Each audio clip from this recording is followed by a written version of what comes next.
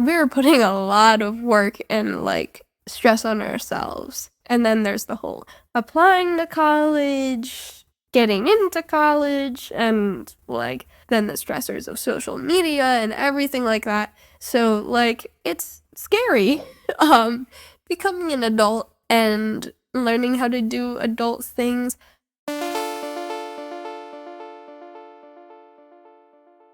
You're listening to the Mindful Mama podcast, episode number 541. In this very special episode, I talked to Maggie, my 18-year-old daughter. Welcome to the Mindful Mama podcast. Here it's about becoming a less irritable, more joyful parent. At Mindful Mama, we know that you cannot give what you do not have, and when you have calm and peace within, then you can give it to your children. I'm your host, Hunter Clarke-Fields. I help smart, thoughtful parents stay calm so they can have strong, connected relationships with their children. I've been practicing mindfulness for over 25 years. I'm the creator of the Mindful Parenting course and teacher training, and I'm the author of the international bestseller Raising Good Humans Every Day, and the Raising Good Humans Guided Journal. Hey, I want to let you know that I'm now offering Lunch and Learn talks for your workplace to bring practical mindfulness and mindful parenting tools right where they're needed most. Whether you're a working parent trying to juggle it all or you want to support the parents in your company, these talks are designed to nourish and empower. Here are just a few of the topics I've been sharing recently. Calm in the chaos, how to talk so kids will listen, how to stop yelling at your kids. I offer mindfulness practices and parenting insights for working parents and caregivers, simple ways to stay centered in the swirl of work and life. If you're in HR or a parent group, or you want to bring this kind of support to your workplace, reach out to me at support@mindfulmamamentor.com. Let's make the workplace a little more mindful and parenting a lot more peaceful. So in this episode, you get to take a peek inside my life. You may have heard about my daughter, Maggie. She was the kid when she was 2 years old who inspired all the work of Raising Good Humans and mindful parenting, the mindful parenting teacher training, because she was so highly sensitive and when my temper came out and all of those things. So I've talked a lot about her when she was little. So recently she turned 18 years old and she agreed to talk to me for the podcast. And she shares memories about what it was like to grow up with me as her mom, things that I did that were good, things that I did that weren't so good. And she shares memories of growing up in this kind of unique community we live in. You'll hear about her chronic pain condition. And we kind of come back to her childhood after we talk about that, and wait till you hear it was like blew my mind. She admits that she appreciates that I limit her screen time when she was little. Wow, her little self would have been shocked at her. So there's a lot in here. I hope you enjoy it. I really loved talking to Maggie, and I felt really gratified and, that she wanted to talk to me for this episode. So I'm so pleased and honored to share a little bit of this awesome human being with you. So join me at the table as I talk to my daughter, Maggie.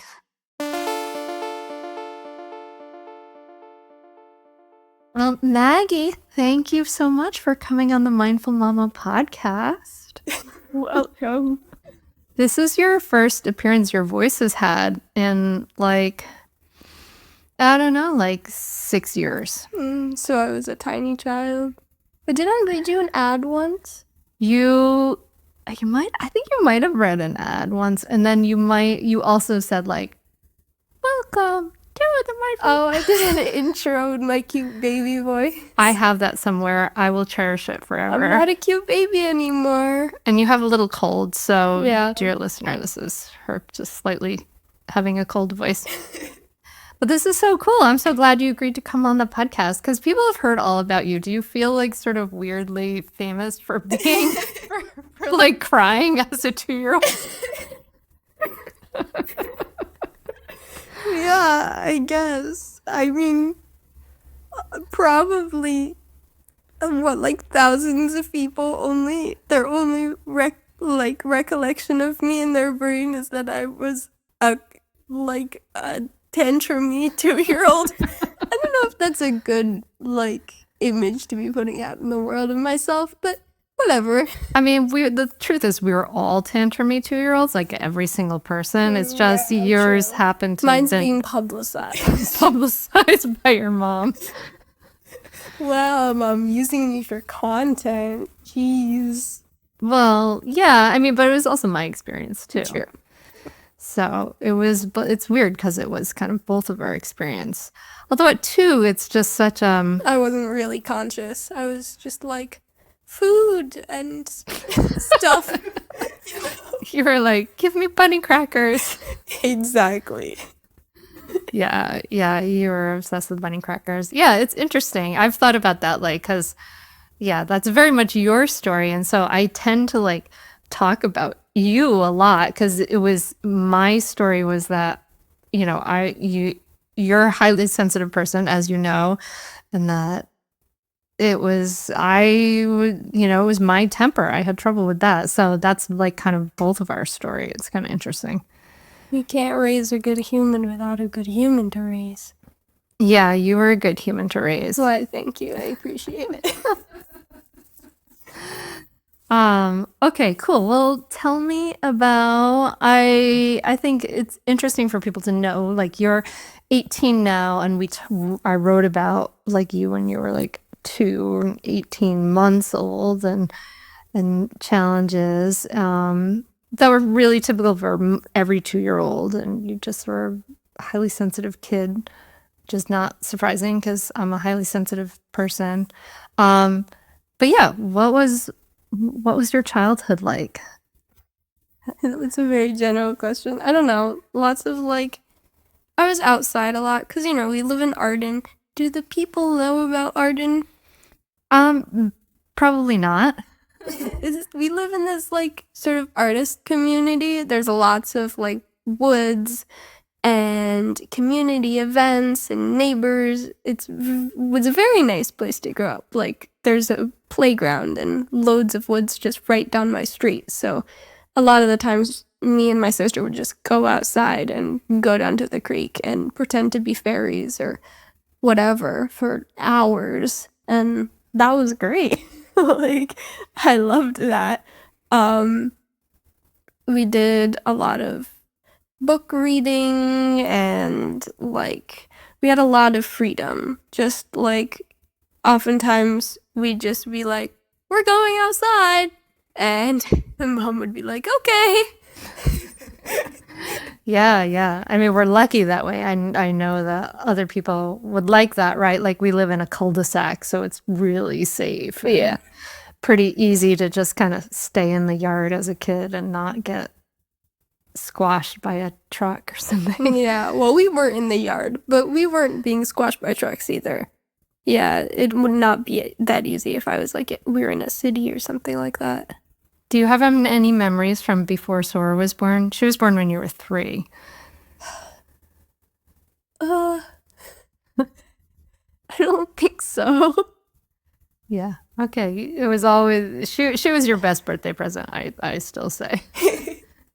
Okay, so yeah, so we live in the Ardens, lots of like woods, lots of outside time. That was big for me too, was to outside and to get you outside. I know I kicked you out of the house a couple times. Yeah, my hypnotherapist said that led to a fear of rejection or something like that. Yeah. But I don't, the hypnotherapist, she was a bit woo-woo, so I don't know if I trusted her with that. But I know, it's interesting when you told me that it might have been like this, because I was like, I must have been frustrated and feeling a little, like I just needed some space. And it was like, you guys need to go outside. I don't remember that incident, obviously, but it was interesting to hear you say that and think, oh, okay, well, maybe I did, instill like a fear of rejection. That's a very primal fear. Yeah.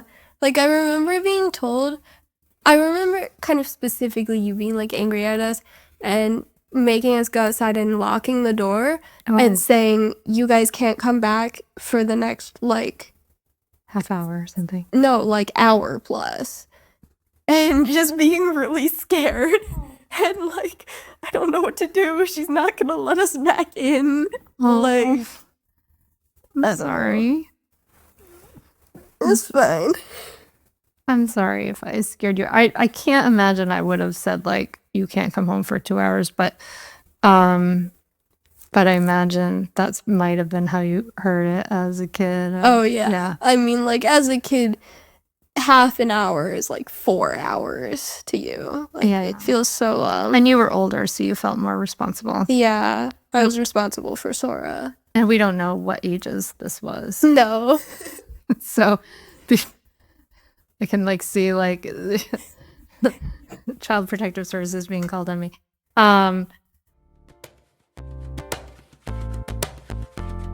Stay tuned for more Mindful Mama podcast right after this break. I can't control a lot of the pollutants and things that are in the air outside of the house. I want my house to be as nourishing and healthy a place as possible for my kids. And you know, Americans spend 90% of our time indoors, but did you know that indoor air can be up to 100 times more polluted than outdoor air? This is why I love and absolutely recommend Air Doctor. Air Doctor is the award-winning air purifier that eliminates 99.9% of dangerous contaminants like allergens, viruses, smoke, gases, mold, spores, and more. Air Doctor was voted Best Air Purifier by Newsweek, so it's no surprise that 98% of Air Doctor customers agree that their home's air feels cleaner, safer, and healthier. And I completely agree with that. You know, when you're cooking, all of this particulate matter goes into the air, and we use a ventilator that vents it outside, but it's amazing to see how Air Doctor revs up and turns on and pulls out those impurities and contaminants right out of the air so that my kids are not just breathing that in. Plus, I know that unlike other purifiers, Air Doctor captures invisible particles 100 times smaller than standard HEPA filters. A few years ago, something like an air purifier wasn't even on my radar, but now I couldn't live without it. I absolutely recommend it. Head over to airdoctorpro.com and use the promo code HUNTER to get up to $300 off today. Air Doctor comes with a 30-day money-back guarantee plus a 3-year warranty and $84 value free. Get this exclusive podcast-only offer now at airdoctorpro.com. airdoctorpro.com using promo code HUNTER.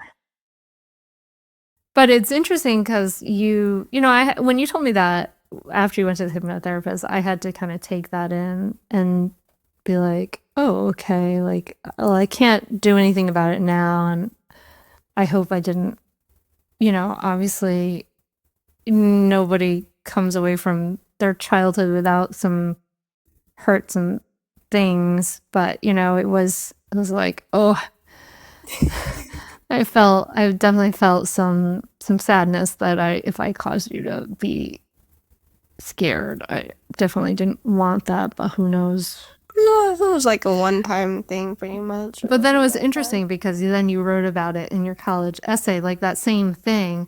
And that's super positive. Yeah, it's true. And then I was like, maybe I shouldn't feel so bad after all. Because what did you say in your college essay? I don't remember. I like something like when I was a kid, my mom would kick us out of the house and tell us not to come back till like dinner, and we would just go out into the woods and play fairies. Yeah, it was catch minnows and this very positive portrayal of the same exact situation. Most of the time, yeah, the majority of the time, it was very positive. Yeah, okay. Good. And for the people who don't know, well, I mean, we could get to it, but you were going to a hypnotherapist because you were diagnosed in 2021 with a chronic pain condition? Yes. Yeah. AMPS, amplified musculoskeletal pain syndrome. Fibromyalgia is what I like to call it, because it's basically the same thing, but fibromyalgia is a more like universally recognized diagnosis. They just weren't able to give it to me because it was pediatric, and there are no pediatric diagnostic criteria for fibromyalgia. What is it for people who don't know?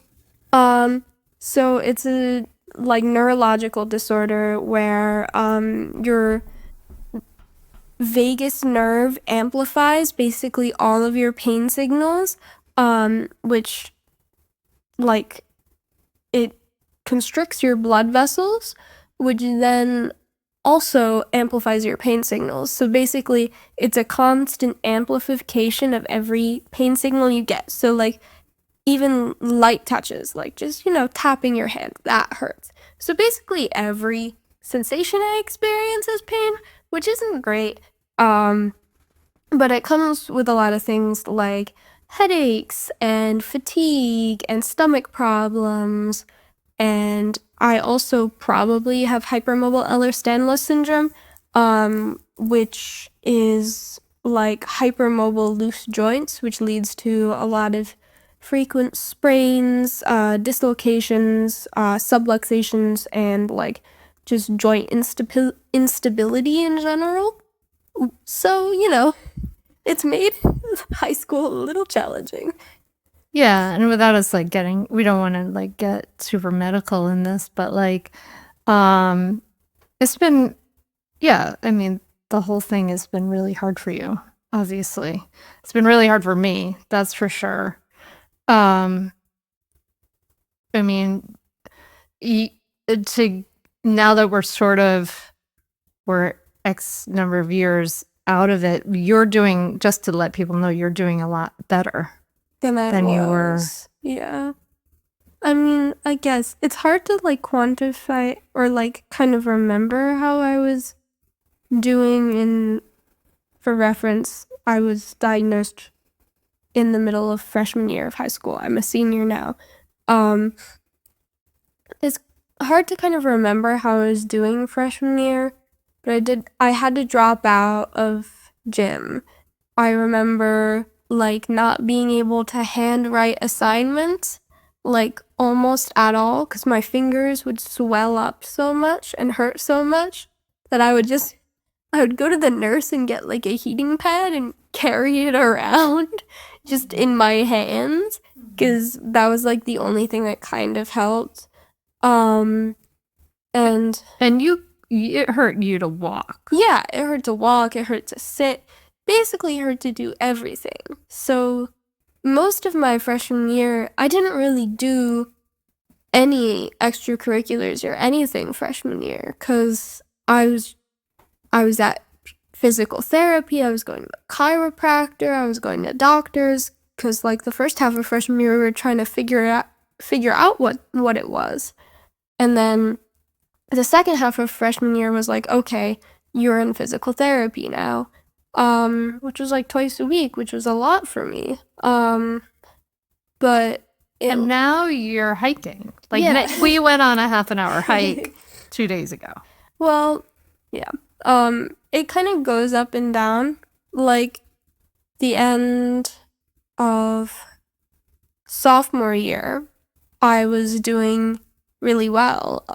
Like I could go on long hikes. I was starting to run again. Oh yeah. And stuff. And then I went to Germany on an exchange trip and like it all went downhill because my pain responds to stress. So basically I was so stressed out going to Germany I had to leave a week early and my fatigue was terrible. I could like barely move basically, and I spent the rest of the summer kind of in a really bad state of fatigue and pain. Like I could, but that was kind of a low point, and it really, I think that point after Germany helped you to see like, oh, this is terrible, I need to get out of this. Yeah. And you really worked from there to do a lot of things to help yourself become better. I could barely walk a block then. That was bad. Like it was really, really painful. And I mean, I have some medications that help. I've been doing athletic training, which has really, really been helping. Like I didn't really realize how much it would help, but it doesn't really decrease the amount of pain I'm in, but it increases the amount of tolerance I have for things.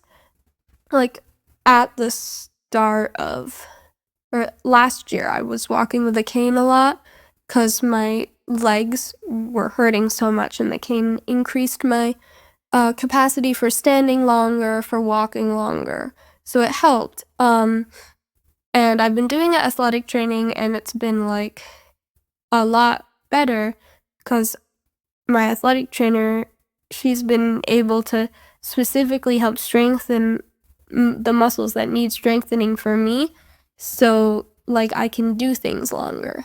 And like now I'm going on runs, I'm going on hikes, and like if you're able to like do extreme weightlifting or like long hikes or long runs, you can exist better in normal day-to-day life. Like, I'm not training to do sports, I'm just training to exist. And you haven't used the cane in a long time, I noticed. No, I haven't. I haven't really needed it that much, which is nice. It was hard for everyone in the family to see you using a cane.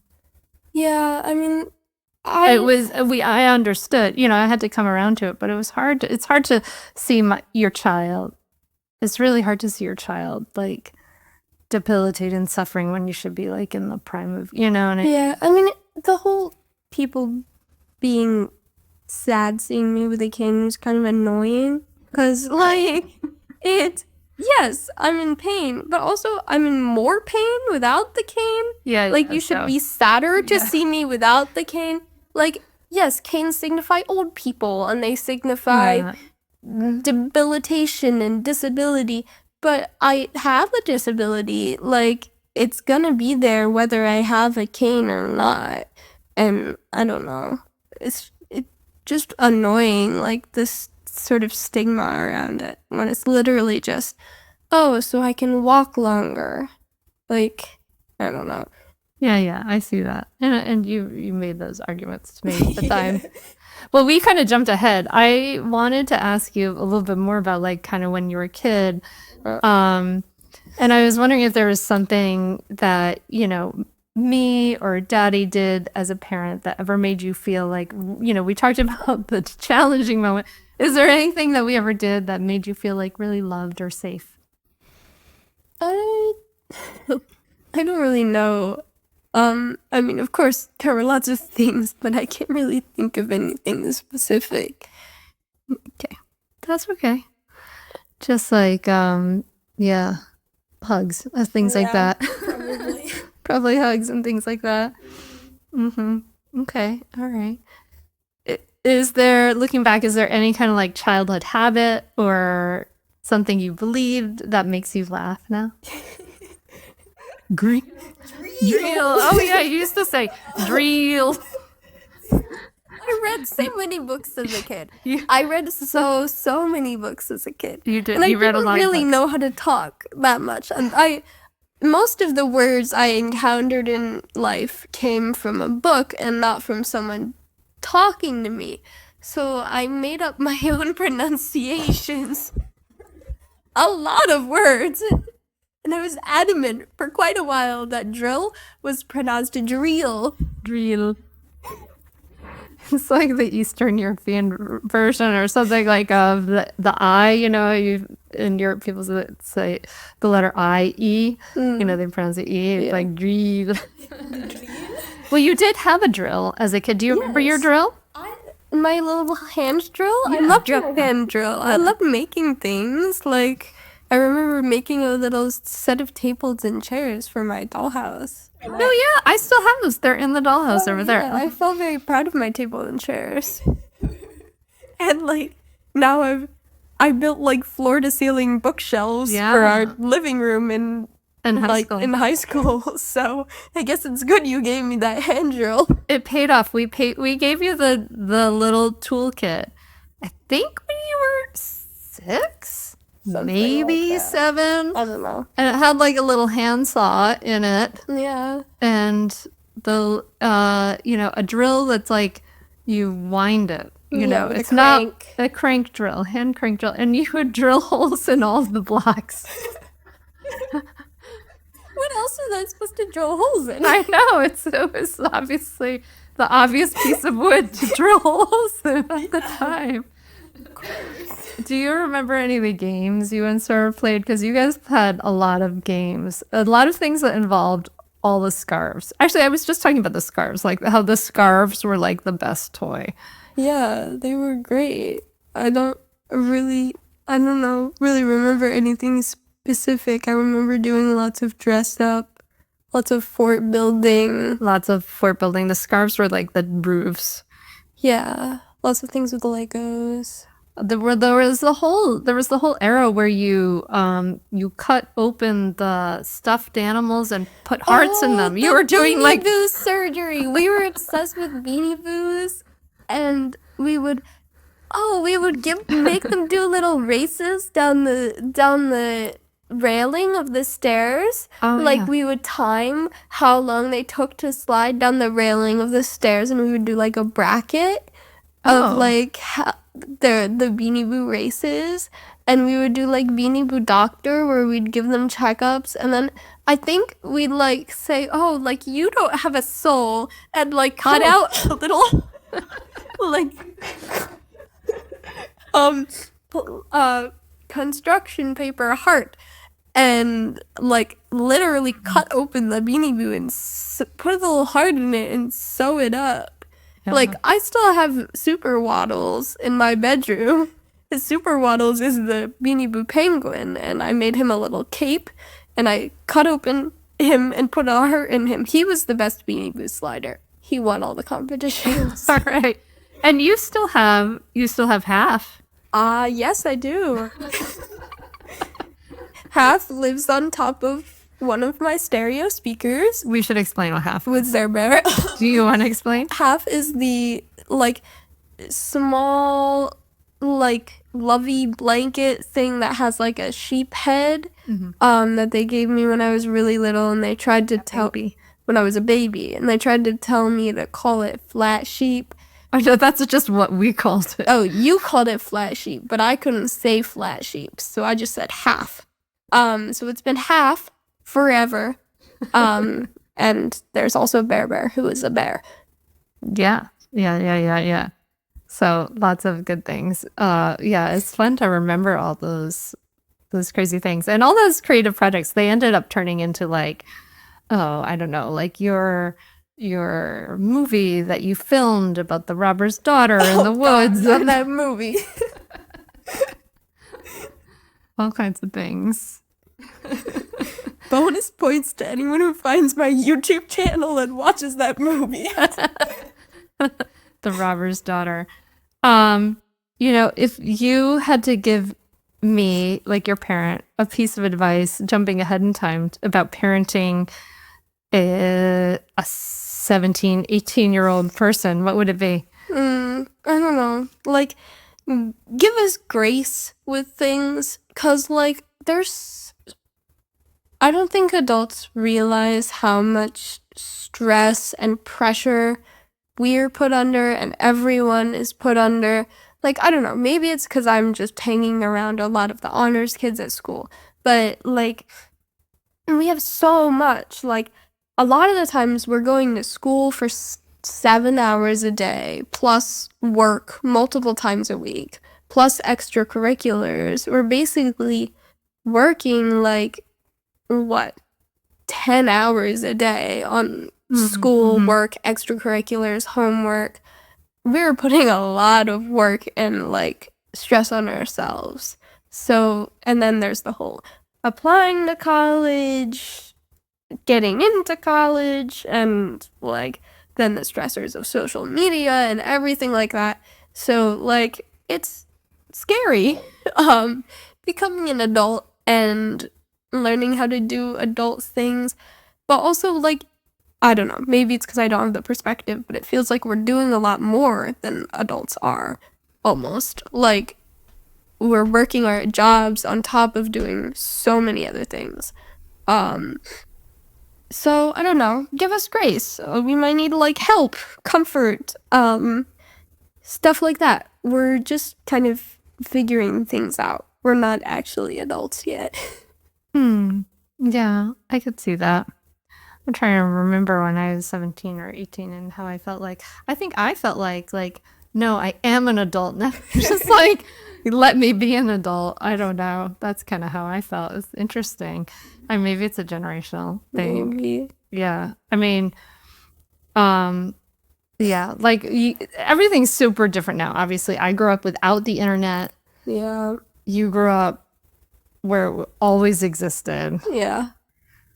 I mean, do you like that? Like, or do you, I mean, there's nothing to compare it to, but like, what do you think about like our technology and all that stuff? Because I know like the listeners of the podcast are worried about it for a lot of reasons because we've seen kind of this like before and after and a lot of big changes that aren't so good. I don't know. Like, I grew up watching Dora the Explorer CDs, or DVDs is what they're called. Dora the Explorer DVDs from the library on my dad's old ThinkPad laptop. Yeah, So I remember that. that was, I liked that. And, like, I liked, just watching My Little Pony shows sometimes. I was obsessed with My Little Pony. Yeah, I remember.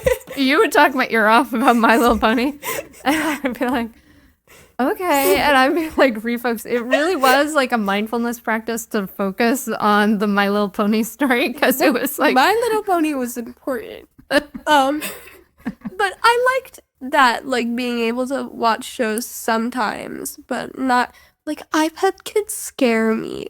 They scare me so much. Like, you don't know the effects of exposing your kid to that. And like I babysat these kids once, and they were like, I couldn't really get them to do anything other than like be on their iPads, and that was like really annoying. Like, you can't like just go outside and play. You have to be like constantly like watching something or like playing something. I don't know. Stay tuned for more Mindful Mama podcast right after this break. USAA knows dynamic duos can save the day, like superheroes and sidekicks, or auto and home insurance. With USAA, you can bundle your auto and home and save up to 10%. Visit USAA.com/bundle. Bundle savings are off total premium, not available in all states or in all situations. To qualify, auto policy must be active prior to property policy issue, subject to change. Restrictions apply. Membership eligibility and product restrictions apply and are subject to change. USAA means United Services Automobile Association and its affiliates, San Antonio, Texas. Wait. So are you saying you're glad that I limited your screen time as a kid? Yes, I am. Success. I know little me would be like yelling I at know me. she would be. But I am glad you didn't, because like now I can see the problem with everyone around me too. Like, I've been really like into trying to reduce my screen time recently, and like my social media time, because it gives me so much anxiety, and like it reduces my attention span, and I don't like not being in control of what my mind is doing.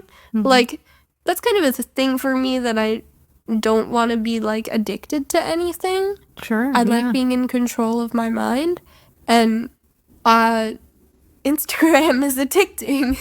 Like, and I really didn't like that, so I took it off my phone. I blocked it, and I've been trying to like remove things from my phone. Like, I got this e-ink tablet so I can like do notes and like do planners and to-dos and everything on something that's not an iPad. Like, I can literally only write and read on it.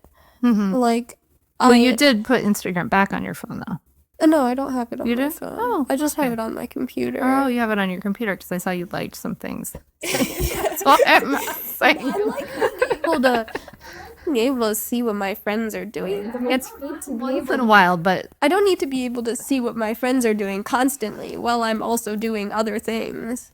Like, I don't know. It's just distracting. what's something about yourself now, Maggie? Like your personality, your interest, or your values that you think was shaped by the way you were raised? I think definitely how much I love reading. Like, it shows with Sora too that we're both like we are big readers. Like, we would, when we were kids, we competed on who could read Harry Potter more times. Not like just the first book, the entire series. I know Who those. could read the entire crazy. series the most times? And we still argue about it, but I'm pretty sure we were both tied at 11 times. And keep in mind, this is from the age of me being like from age 6 to 10, Yeah. probably. Yeah. I got a little worried when the books got dark and you were so young. I was like, Well, maybe we should read something else and I wait. think- And I couldn't keep up with you with your reading. I remember I got the advice from maybe a podcast guest that was like, just read the books ahead of your kid to kind of be aware of what content is in them. And I'm thinking, oh my God, like I would never be able to do that. She reads so much faster than I do. Yeah, well, I think just because, like, you and Dad read so much, we wanted to, and we couldn't, and it made us really want to learn to read. Because we're like, I want to be able to do this on my own.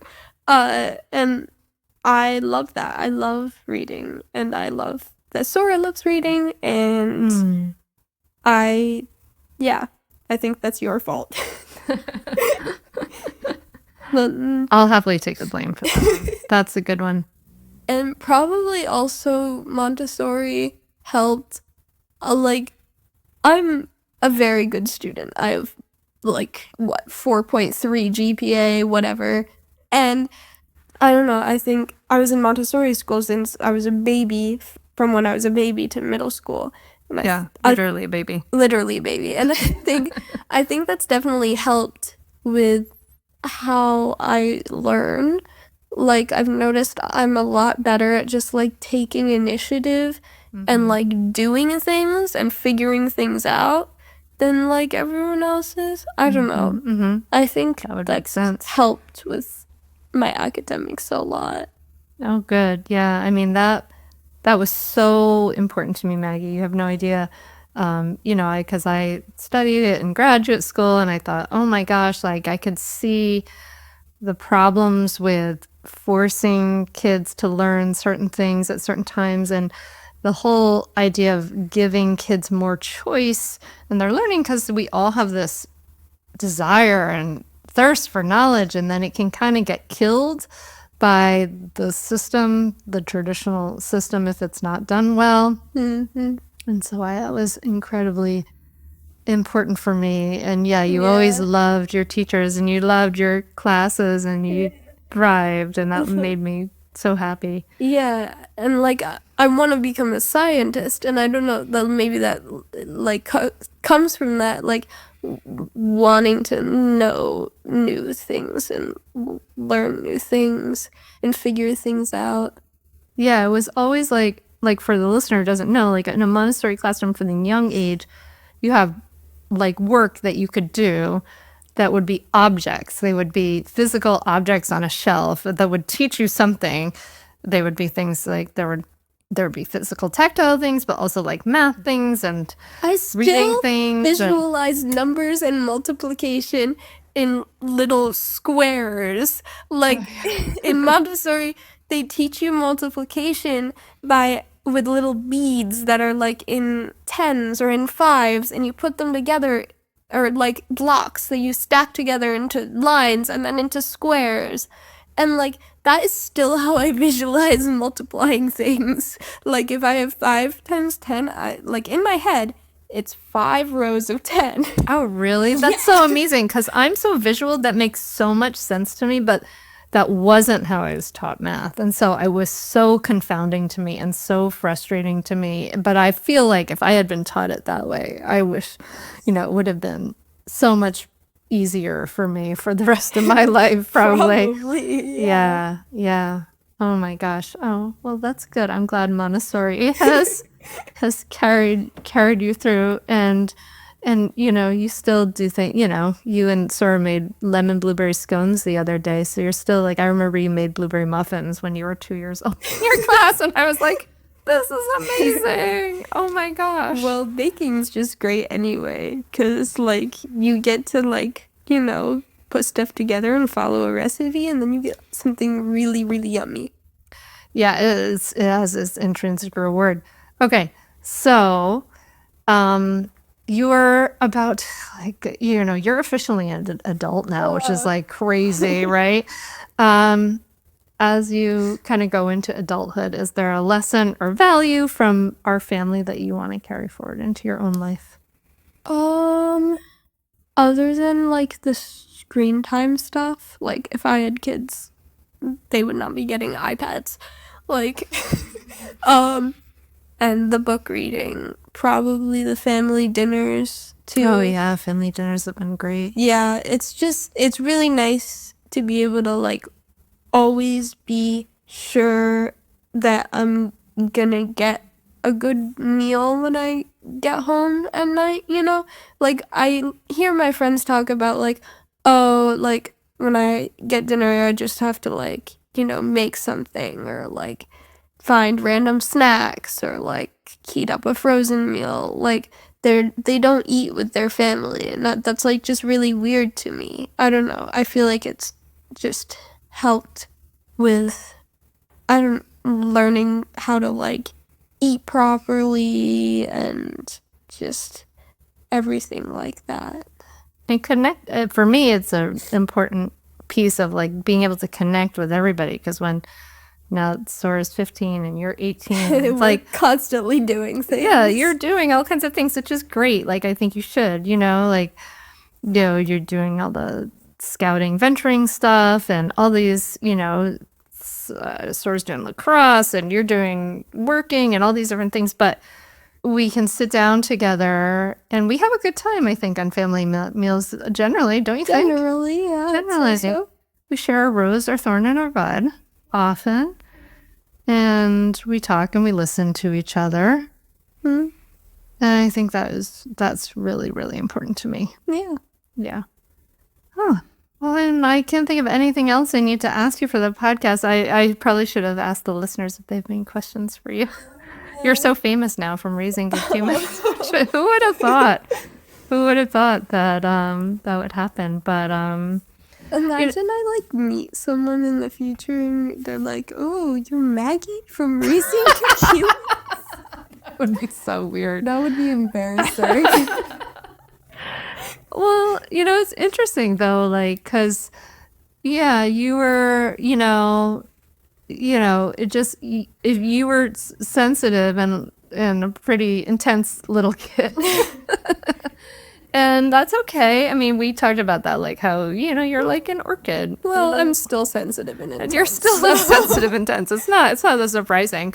But, it was really, really hard at that time. But I feel really good about putting in the effort to change some of the things that were in our family, and the habits that were in our family and my family, so that, I stopped scaring you with my temper and became more of a steady presence to rely on, and not someone that was hated when you were a teenager, because that didn't happen. That's what I was really worried about. I was like, I would hate you and I would I really resented my dad when I was a teenager and for a long time afterwards. Yeah.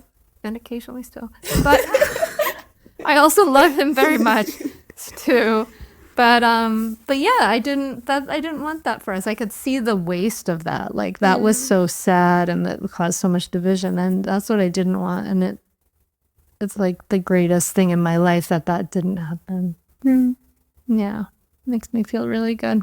Okay, any parting words of wisdom for parents who have little kids now and want to have kids as awesome as you are now, when they're 18? I don't know, like, support them. Let them do their thing. If they want to do something weird, like drill some holes in a board and throw a rope over a tree and make a swing. I actually did that. Let them. Like, I think that's kind of why I am the way that I am, because my parents just, like, let me do kind of whatever I wanted to try.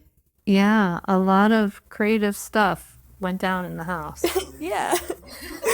Yeah, I remember the board day. So for the listener, I came home from teaching yoga some morning and my husband was in the driveway and he's drilling a hole in a board and Maggie and Sora are there. And I was like, why are you drilling a hole in a board? And he says, I don't know why I'm drilling a hole in the board. And Maggie knows exactly why he's drilling a hole in the board and they have a rope and they end up making the rope swing. Which is still in our yard. Yeah. Okay. Well, I love that message. Like, support them, like, let them follow these crazy ideas and be curious. Yeah. That's awesome. That's a beautiful message. Thank you for coming on the podcast, Maggie. This is so awesome. I feel really happy that you're able to do this. All right. I love you, honey. I love you too. Hey, I hope you enjoyed this episode. I would love to hear your feedback. I'm at Mindful Mama Mentor on Instagram. Feel free to let me know what you think. And if you know someone, of course, who might benefit from this podcast, share it or, let them know. Just send a text message to somebody who could benefit from this episode. It's funny. I feel like some kind of like puckers in my cheek because it's like a very personal and revealing episode. I hope you enjoyed what an amazing person my daughter is. And yeah, and you can see clearly that I'm not perfect as a parent either. And so, that's all about progress, not perfection, right? And we have to give ourselves, I have to do this all the time because I wrote the book, Raising Good Humans, and I do the teacher training program for mindful parenting. And I have to remind myself that I too have permission to be human. So anyway, it's all there now. If you appreciated it, please let me know. It would mean a lot to me if you could share it and tell your friends about it. So I hope this episode helped you and made you feel a little less alone, and it gave you some perspective about wherever you are on your parenting journey. Thank you so much for listening. I wish you ease and peace and joy this week and hugs and all that good stuff. And I will be back to talk to you next week. Namaste.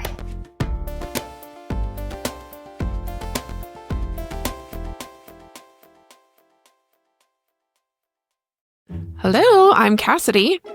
And I'm April, and together we are fashion historians, friends, and co-hosts of Dressed, the History of Fashion, a podcast about why the clothes we wear matter throughout history and around the world. From the cultural and societal to the personal and often political, with each episode, we explore the multitude of meanings quite literally sewn into the clothes we wear. Please join us in unraveling the hidden histories residing in your closet over the course of our newly launched 8th season.